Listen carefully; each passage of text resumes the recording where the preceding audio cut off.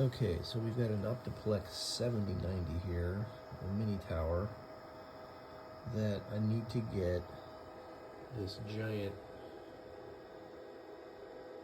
GeForce RTX3080 video card working in. So, these are all used parts off eBay. I think the PSU was about 400 bucks. The video card was probably 450 or so.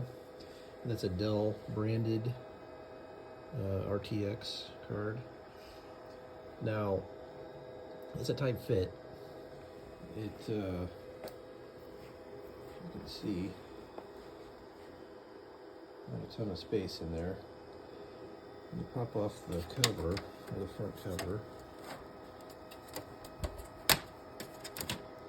There's a little indentation here where that card goes, so it's almost like they plan for having the card that big in here, even though it doesn't really fit just right, because the bracket there, where it flares out, it doesn't fit as is in this case. So I had to bend this out just a little, just kind of really like push it out, didn't really bend. Just kind of temporarily push on it. And then you can squeeze the whole thing in there and get it into the slot. Now, on top of that, I was hoping it would work with this 500 watt power supply that comes from a factory in this machine. And I tried it because even though specs say this thing needs like a 750 watt power supply, or maybe 600 watt, it would probably work with. Or maybe not, I don't know. But the actual power draw is like 320 or something like that. So what I hope was that 500 would get by. And there was someone posted online who said they were actually running one of these cards with a 500 watt power supply. So I gave it a shot. It didn't work. Here are the connectors from the OEM power supply here. It's got the pigtail, which everyone says are garbage and you shouldn't use anyway. You know, this card's got two 8-pin connectors on it. Only one of these is 8-pin. I was hoping that it would work with one 8-pin and one 6-pin. The card lights up when you power it on, but then the light goes out and the machine doesn't recognize it, so not enough power. So I went and got this Corsair SF750, and right now it's just kind of hanging off the edge here, just in test mode. We've got the CPU dual connectors there. We've got the PCIe connectors going to the card. And then currently we just have this 24-pin jumpered at the moment. And I was testing it just by turning it on and actually running it off two power supplies temporarily. So I still have the main motherboard connector is down in there. Let's see here.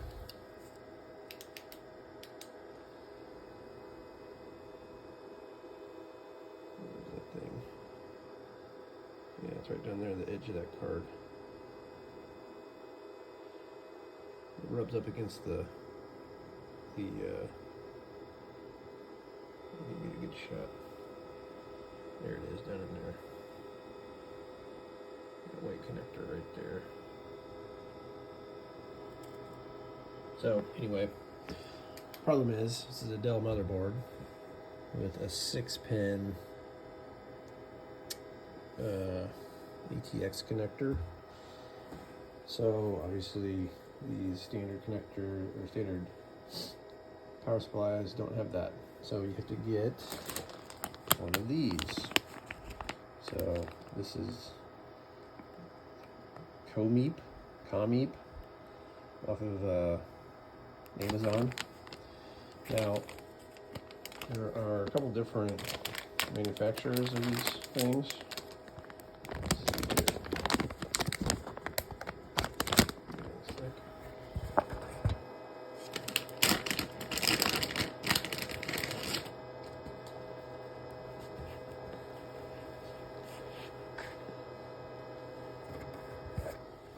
All right, so you got your 24 to 6 pin there. So that'll just plug into here, and then that'll go into the motherboard, and it should work. Now, several people online were saying it's not going to work. You can't guarantee it's going to work. So there's different voltages for different motherboards and so forth. But the other manufacturer of these things, I forget the name of it right now. There was one more. Anyway, I messaged them, and they said all Dell 6-pin connectors are the same. So with that in mind, I'm assuming this is going to work. The downside, the only potential downside, is that when you power your computer off, it doesn't shut the power supply off, so you have to manually hit the power switch. No big deal. This thing is going to be driving a golf simulator anyway, so it's not an everyday use thing. So anyway, next step is to get that hooked up, plugged into the motherboard, confirm that it's going to work, and then I've got to get the power supply, the original one, pulled out, get this one situated in the case and attached properly, and then button it up and get it up and running. All right, so 24 to 6 pin adapter is in place now. Got it plugged in down there to the motherboard. Power switch is on. As you can see, no power going to the built-in power supply, and it's on. Now this came up on the screen. Let's see. AC power adapter wattage and type cannot be determined. The system will adjust the performance to match the power available. Fine. Just hit continue.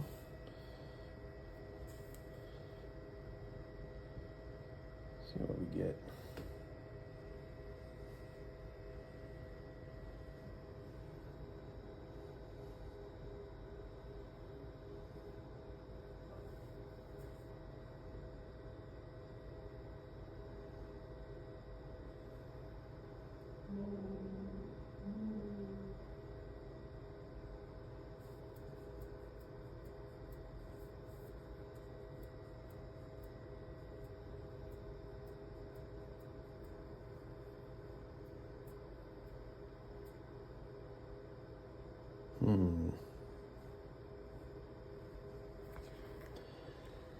Well, it's doing something. Seems to be hung. Doing something.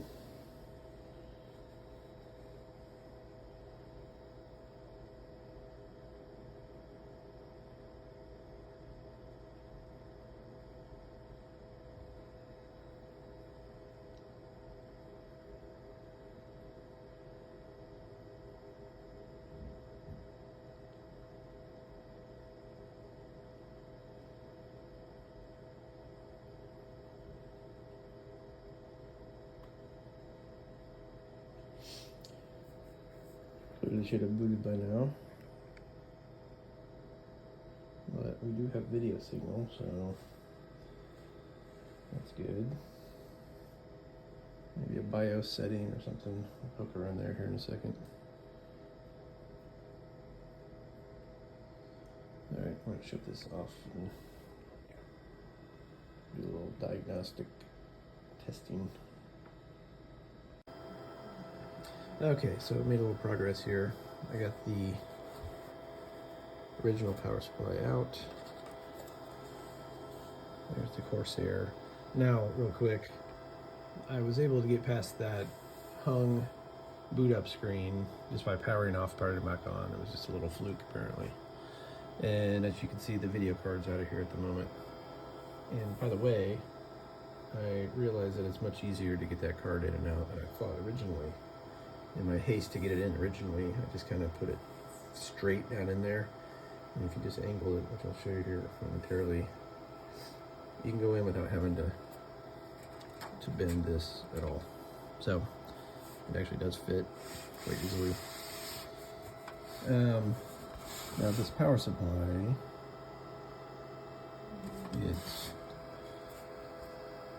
Actually, these holes don't line up exactly. Here are the 3 holes from the original. 1, 2, 3.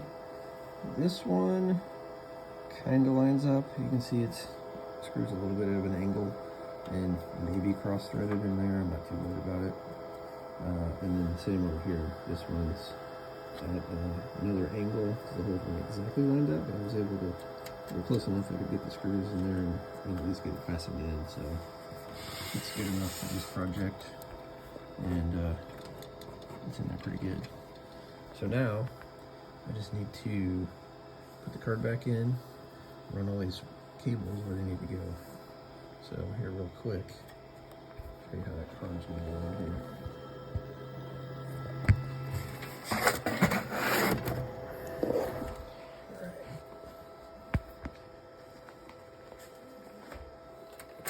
Put that open.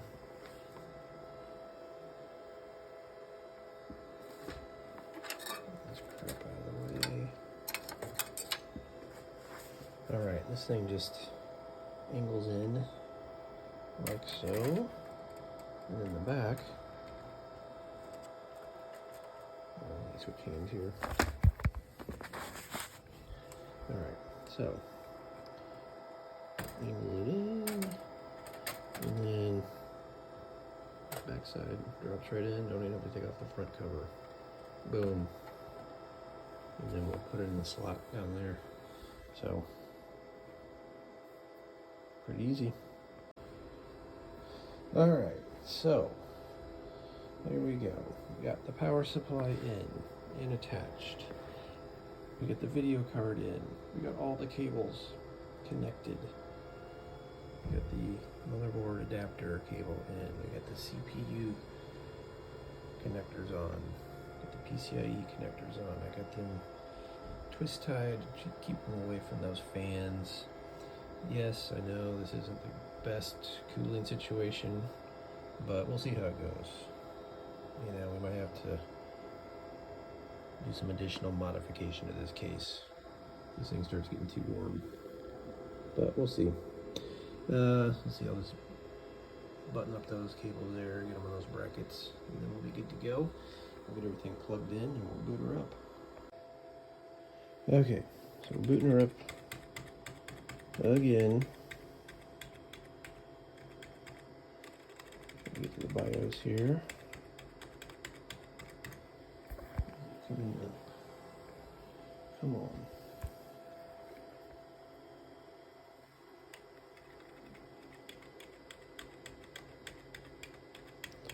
There we go. All right, there we go.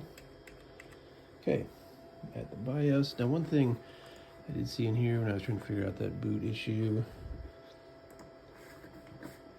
these Dells do have this active power state management set to auto. I'm just going to go ahead and disable that. See how this thing goes. Basically, it's just, I think that's for turning PCIe devices off or putting them in low power state when not needed. But when this thing's on, it's going to be using that graphics card the whole time. I don't think this is going to be useful, so turn it off. What are you doing? Okay, so this message came up again. It's just complaining about not recognizing the power adapter. I'm going to hit do not show again. Not worried about it. And continue.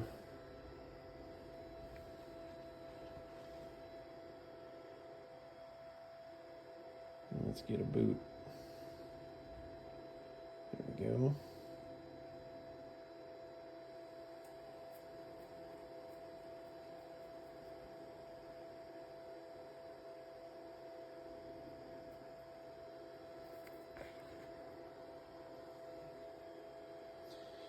All right, so Windows is starting.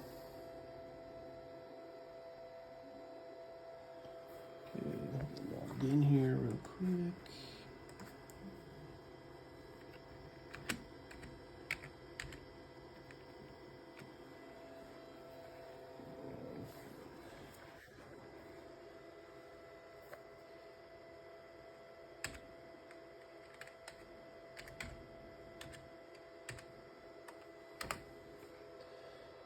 Okay. Now, all we gotta do is, oops.